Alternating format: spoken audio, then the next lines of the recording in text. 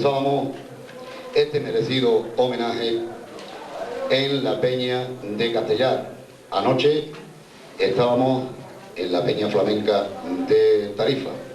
Esta noche la Peña Flamenca sanroqueña, en representación del pueblo de San Roque, acoge en su sede este homenaje, donde intervendrán 5 destacadas figuras del flamenco, como son don Ricardo Pachón, Diego Camacho el Boquerón, Juan Delgado, Quique Paredes y Manolito Herrera. Este homenaje a la figura artística de Camarón, que comenzó en el seno de la Peña Flamenca linense que preside Enrique Morales, y que más tarde fue respaldada y apoyada por el Ayuntamiento de La Línea y por todas las peñas flamencas de nuestra comarca campo gibraltareña, donde incluimos indiscutiblemente la Peña Flamenca sanroqueña que dirige Paco Galdeano. Pero centrándonos en lo que será esta noche el homenaje, lo comenzaremos con la personalidad flamenca de un hombre que fue escudero fiel de José Monge, a veces como un padre, como un hermano más, como su mejor amigo y admirador de ese gran arte que tenía y poseía Camarón de la Isla. Entre todo lo realizado, que fue mucho, para su Camarón, don Ricardo Pachón fue el productor de aquel prodigioso disco, La Leyenda del Tiempo. En esta noche, excelentísimas autoridades, flamencos, señoras y señores, tenemos la conferencia Camarón en la música actual, a cargo, pues nada más y nada menos en San Roque, por primera vez, de don Ricardo Pachón. Y lo mío no es hablar, pero la comisión que organiza este acto de José ha estado tan vehemente, me han llamado muchas veces, y a pesar de que todavía no tengo ánimo para hablar de José Monge, pues aquí vengo a estar con vosotros y a desarrollar un poco el tema que la comisión me propone, que es Camarón en la música actual. Se dice que hay 2 épocas de la discografía de Camarón en su vida. Una primera época en la cual él sigue apegado a las formas musicales tradicionales, y una época en la que Camarón empieza a evolucionar. Hay un poquito de acople. Empieza a evolucionar el cante, y que esta segunda época ha tenido una trascendencia enorme en una serie de músicos jóvenes, de grupos como pueden ser Pata Negra, Ketama, etcétera, etcétera. Dentro de una peña flamenca, este tema creo que es como muy novedoso, porque yo pienso que la misión de las peñas flamencas es la conservación de la pureza de los pocos que nos va quedando del cante flamenco. Entonces yo quisiera empezar, he traído algunas grabaciones para que no sea monótono la charla, ya que yo no soy charlista. Quiero empezar situándonos un poco en lo que a José Monge Cruz le gustaba del flamenco y a mí personalmente, ¿no? Y voy a poner una grabación que hicimos juntos en el año 64, creo que fue el 65, en una fiestecita. La calidad a lo mejor no es muy buena, pero estaba Diego del Gastor, Perrate, Fernanda y Juan Talega. Esta cinta la habíamos escuchado muchas veces juntos, y siempre José me decía que ese era el cante que a él le gustaba. Sin embargo, esa época del flamenco, desgraciadamente, parece que se va perdiendo. Ese cantar por cantar, cantar por el placer de cantar, por el gusto, y no exclusivamente como un medio de vida.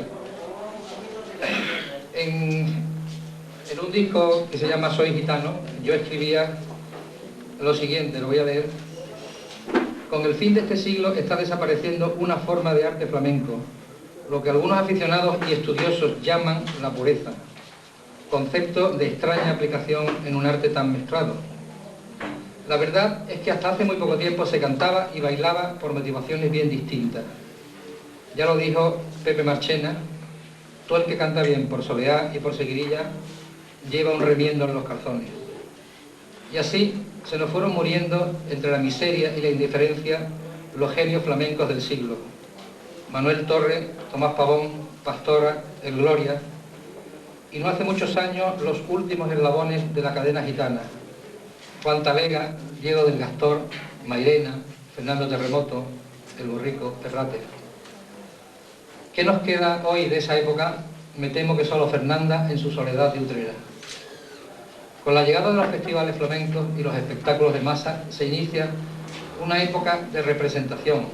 Se canta por dinero, como profesión, y los jóvenes recrean viejos estilos, viejos poemas que ya no sienten, pero que reproducen. Creo que con ese flamenco, con esa etapa del flamenco tan gloriosa y tan enorme, está pasando un poco lo que con la música clásica. Hoy se interpreta a Beethoven o a Mozart, y el que quiera realmente hacer algo importante en el flamenco tiene que reproducir los moldes de esos cantadores antiguos. Entonces al joven se le presenta un problema difícil: o se convierten en unos artistas que reproducen, como los intérpretes de la música clásica, o intenta innovar. Camarón se arriesgó, unas veces con más éxito, otras veces con menos, pero su obra innovadora ha quedado ahí y está teniendo una repercusión enorme. Yo, si me lo permitís, quisiera empezar la velada haciendo un recuerdo a cómo era el flamenco, a cómo estaba, con una grabación que hicimos José y yo hace muchos años.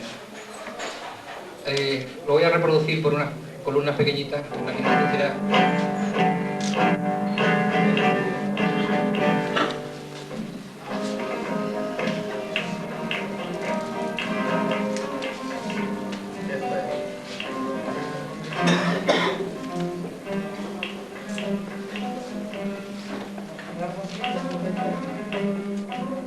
Ahí te lo toca comer un camino.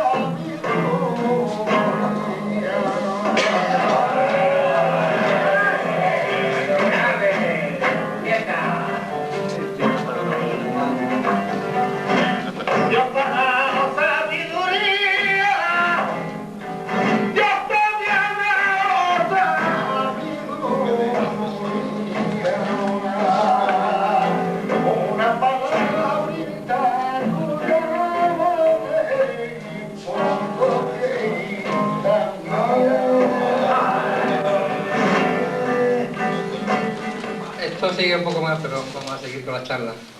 Quería un poco llevar al mundo del flamenco, que a mí personalmente me gusta, y al mundo que le gustaba a José, por supuesto.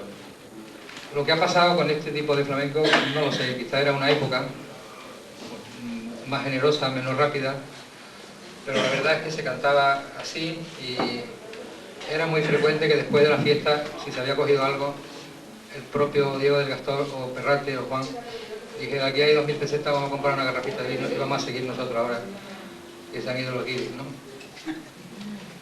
Entonces José nace en esta época y sin embargo llega a convertirse en la estrella enorme del flamenco. ¿Por qué José ha llegado a cantar lo que ha cantado? Lo vamos a ir explicando, ¿no? Yo quería decir que el flamenco tiene vocación de universalidad, que el flamenco interesa mucho más lejos de nuestras fronteras, que se le comprende y que se le entiende en todo el mundo, en minorías, y que no ha sido solamente José el revolucionario del flamenco, que hay unos precedentes muy importantes. Por ejemplo, Sabicas se marchó de España en la guerra, en el año 30 y tanto, no sé, prácticamente exiliado. Tuvo un éxito enorme en Estados Unidos, discográfico, pero una especie de boom como los Beatles, con los discos de Carmen Amaya, y que en el año 60 y algo, no lo sé, grabó un disco que se llama Sabicas, Encuentro con el Rock. Sabicas, un gitano de Pamplona, un guitarrista excepcional, el maestro que ha inspirado a Paco de Lucía sobre todo, y el hombre en el año 60 y tanto hacía estas cosas en Estados Unidos con Carmen Amaya.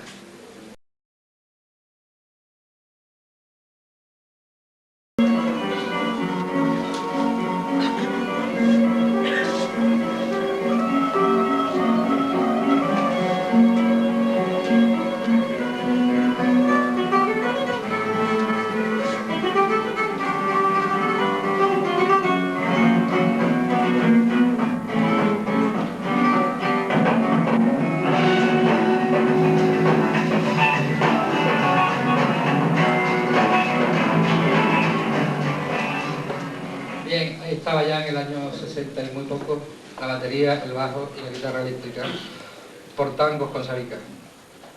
Después, con anterioridad a la época, digamos, de apertura de José, hay ejemplos muy buenos, como fue el ejemplo de Smash, otro gitano de aquí del campo de Gibraltar, nacido en Ceuta y creado en la línea, que es Manuel Molina, el hijo del encajero, pues marido de Loli Manuel. En el año 69, cuando salió el primer disco de Camarón, estaba en un grupo que se llama Smash, un grupo de rock duro de Sevilla, y hizo aquellas cosas del garrotín, los tangos de Ketama, el blues de la Alameda, etc., ¿no? También en los primeros discos de Loli Manuel, que son de 75, hay antecedentes. Sin embargo, quizás el disco más importante para abrir el flamenco al público joven, al público que está influenciado por la música norteamericana, porque es la que tenemos desgraciadamente día y noche en todas las emisoras de radio, y sálvese quien pueda. Ese público despreciaba el flamenco porque es un arte hermético, porque quizás durante la época anterior del régimen político era como una asignatura impuesta por la radio, por los medios. El caso es que había un rechazo enorme de la juventud hacia el flamenco, y eso lo ha roto José Montes, Camarón. Él ha interesado, ha llevado a las masas a los sitios y ha llevado todo tipo de público, músicos de jazz, aficionados al rock. Después, al tratar también en sus textos letras de García Lorca, de Villalón, de Miguel Hernández, ha interesado también al público intelectual, a ver qué es lo que pasa con el flamenco. Pienso que un arte que era muy hermético, hasta Antonio Mairena por lo menos. Antonio Mairena hizo muchísimo por este arte, pero Camarón lo ha vulgarizado en el sentido de abrirlo muchísimo a todo el público joven español y sobre todo a un público internacional. Seguíamos con... Bueno, decía antes que José empieza a grabar en el año 69. Tiene la inmensa... Bueno, antes había un par de grabaciones, una precisamente con Sabicas y otra con Antonio Arena, pero tiene la inmensa suerte de encontrarse a otro muchachito de aquí, del campo de Gibraltar, llamado Paco de Lucía. Entonces, entre los dos se crea una especie de inquietud por renovar el canto y el toque, y pienso que lo han conseguido plenamente, si no en los palos fundamentales, tonada, seguidilla y soleá, sí en muchísimos cantes como la bulería, los tangos, los cantes de levante, los fandangos, las alegrías, las cantillas. Hay una época enorme, representada por 10 discos, creo, del 69 al 79, en el cual Paco de Lucía, Camarón, una segunda guitarra a veces de Ramón de Algeciras, dan un repaso general a todos los cantes. Ya la forma de tocar, la forma de cantar y la forma de grabar, que era también nueva, porque los discos de flamenco normalmente se hacían de un tirón, salga lo que salga, buscando un poco la inspiración, ¿no? A partir de Paco de Lucía y Camarón se graba con más frialdad y, desgraciadamente, para grabar en un estudio hay que ir más con la cabeza que con el corazón. Entonces esos discos empiezan a tener ya una calidad, empiezan a tener una cosa que se parece más a lo que oíamos de los discos de fuera. El flamenco siempre se había grabado con medios técnicos pobres, era una música con un mensaje confuso, ¿no? A partir de los primeros discos de Camarón, la gente pega el oído, diciendo, ¿esto qué estoy escuchando, no? Ya había una delicadeza en el cuidado de los sonidos. Y Camarón en esta época llega hasta el año 79, en el cual nos planteamos una aventura un poco romántica que fue mal comprendida en aquel momento, pero afortunadamente con el tiempo se ha ido afianzando. Esa aventura se llamó La leyenda del tiempo.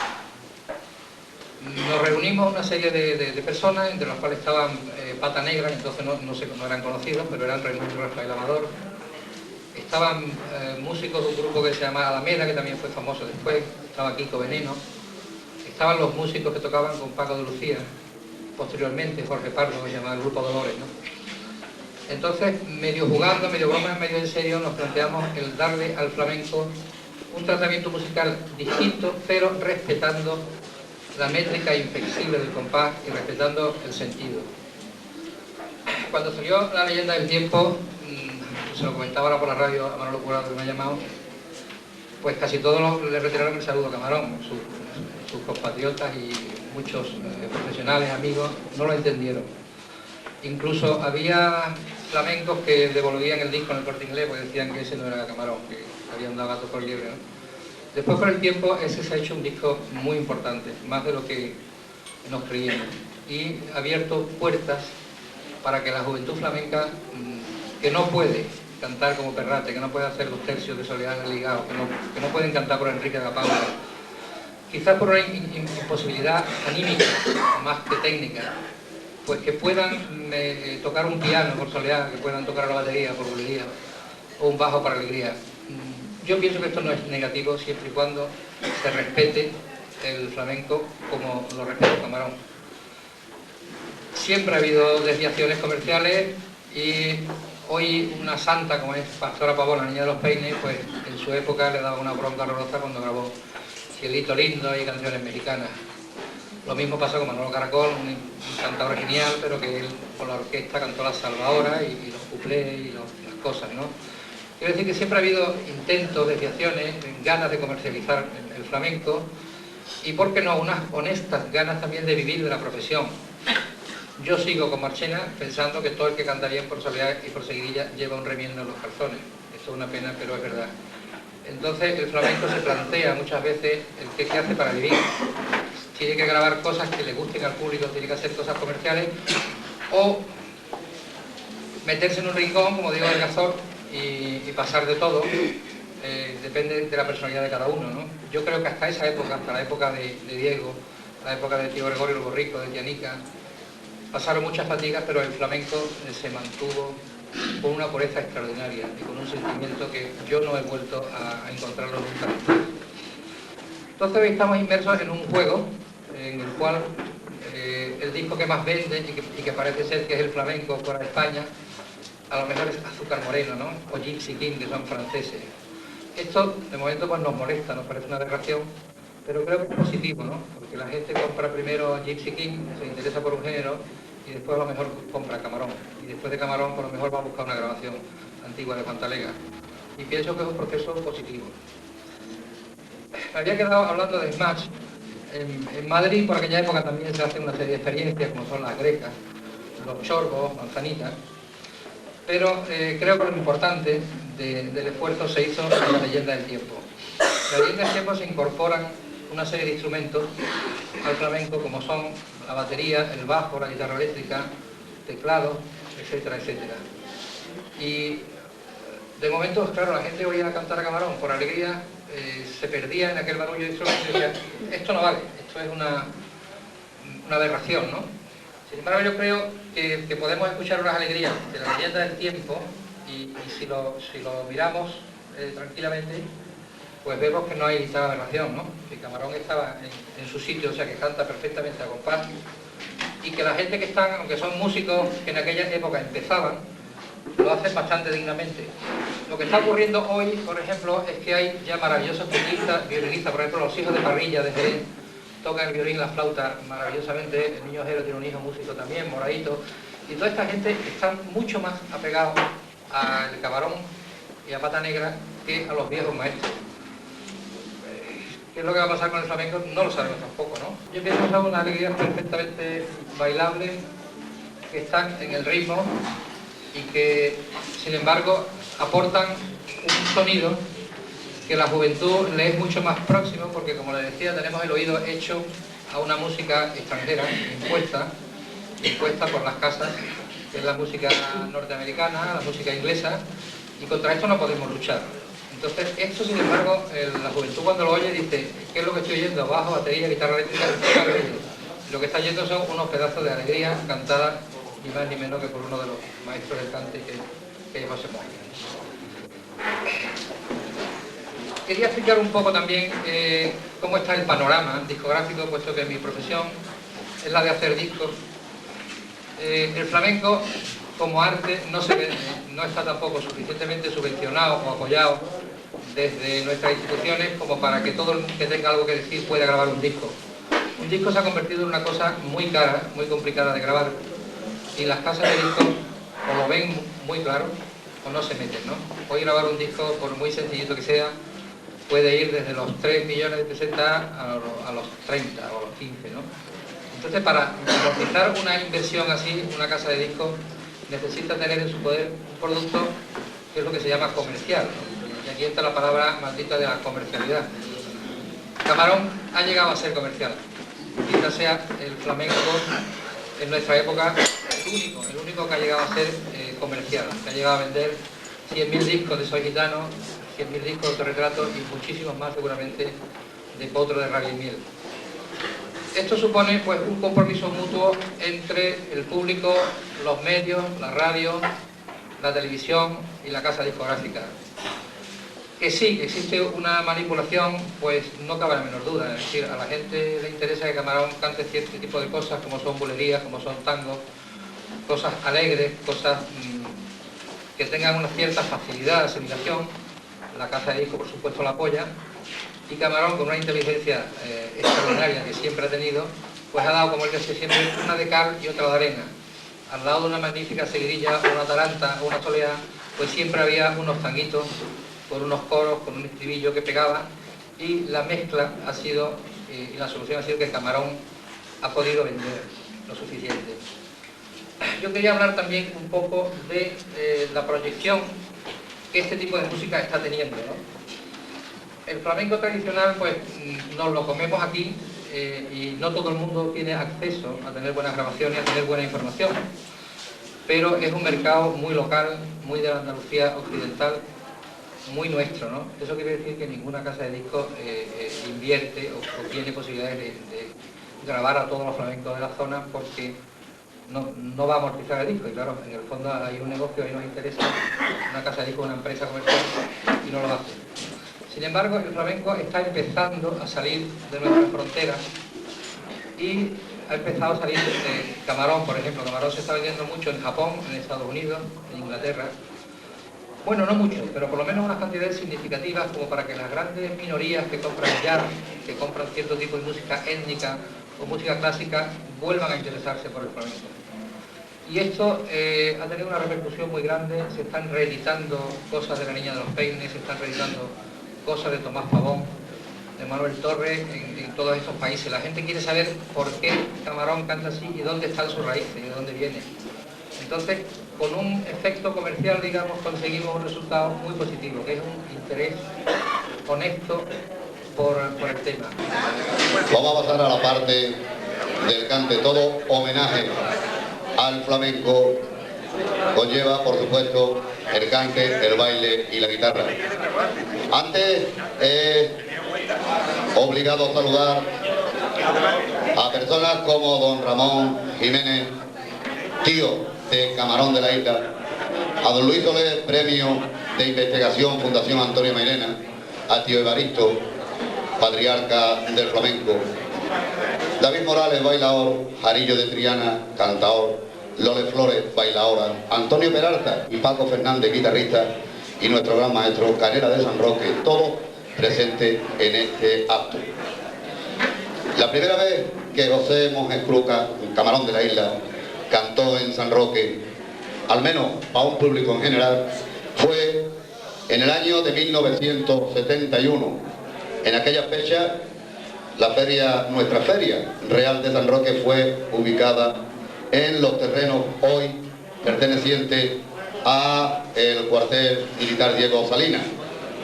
Más tarde, en los años 81 y 82, también volvió a San Roque para cantar en el festival Perico Montoya. José Monjes, que por supuesto ha estado, al igual que en todo el campo de Gibraltar, ha estado muy ligado a San Roque. De hecho recuerdo una letra que José ha dejado ya para la eternidad grabada y que fue cantada por él y por Soleá. Decía la letra: no sé qué tiene San Roque, que torque llega sequea. ¿Será que está en lo alto un cerro o chanela muy buena la mea? Esa letra ya quedará para nosotros los sanroqueños perpetuada por los siglos de los siglos. Vamos ya con el cante. El cante nos va a llegar en la voz de un cantador sanroqueño. En primer lugar, un hombre que fue ganador precisamente de este primer premio del concurso nacional Ciudad de San Roque que organizaba la Peña Flamenca Sanroqueña. Lo acompaña a la guitarra un joven guitarrista que ya tuvimos la ocasión precisamente en aquel concurso de conocerlo y que día a día está acaparando la atención no solo de las peñas sino de todos los flamencos de Andalucía. Él es Manolito Herrera de Sevilla y la voz, sin lugar a dudas, es la voz flamenca y honda de Juan Delgado de San Roque.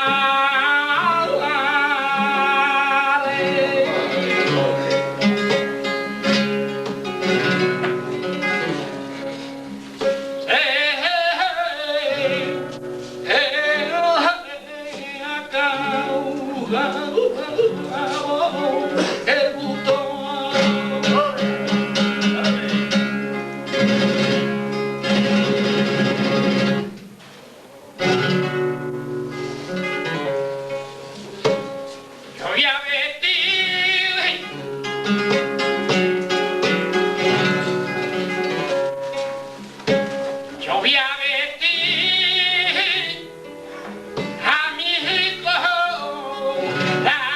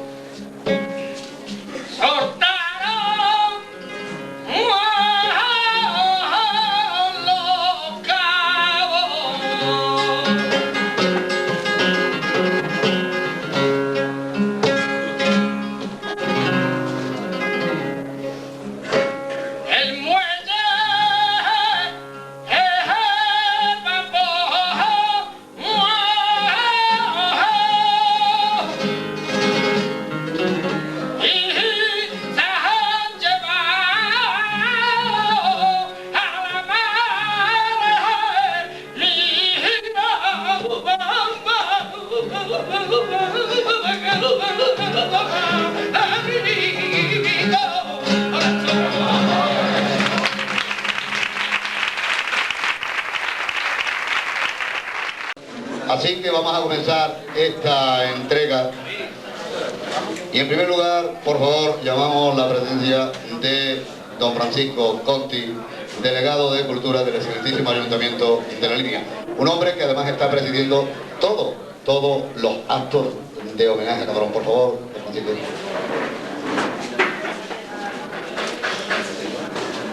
Don Francisco Conti, que va a hacer entrega de este precioso y de verdad recuerdo que va a ser inolvidable para todos aquellos que lo van a poseer, a la delegada de Cultura, Aurora Monferrada, en nombre de nuestro excelentísimo alcalde, que se encuentra, como les decía antes, fuera de nuestra ciudad.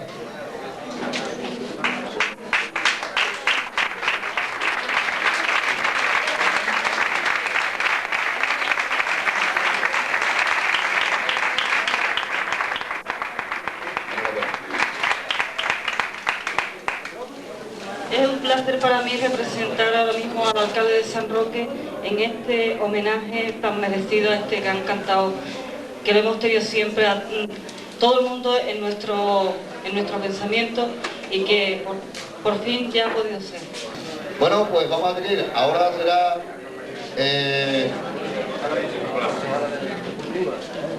el representante en este caso de los barrios, Rafael Castro, un hombre que pertenece a la Federación de Peñas del Campo de Gibraltar y que va a hacer entrega Francisco Casagaldeano como presidente de la Peña a Rafael Castro en nombre del excelentísimo Ayuntamiento de los Barrios.